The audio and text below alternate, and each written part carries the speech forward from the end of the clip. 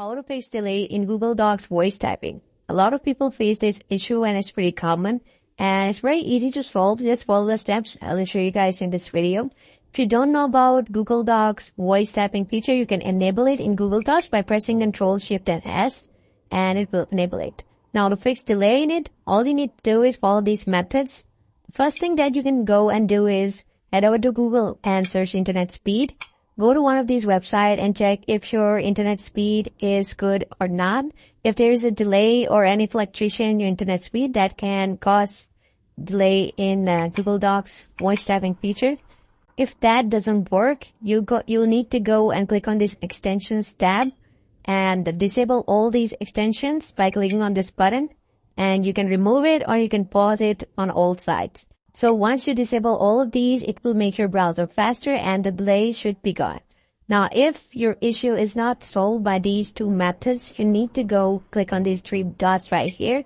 Go to settings. In Google Chrome, you will find settings right here. So open settings, go to privacy and security right here and delete browsing history. Make sure you include cookies and cache images and files.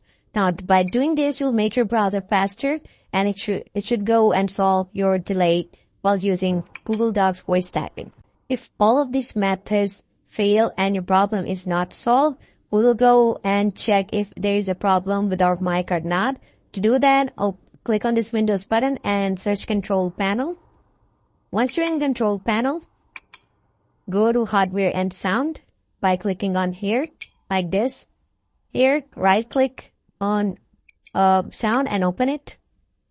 Once you open it, go to Recording. You will find your microphone right here. Right-click on it, go to Properties, and from here, go to Listen, and listen to your device, check if there's a problem with it or not. So these are all the ways you can go and try to fix this issue. I hope you found this video helpful. I'll see you guys in the next video.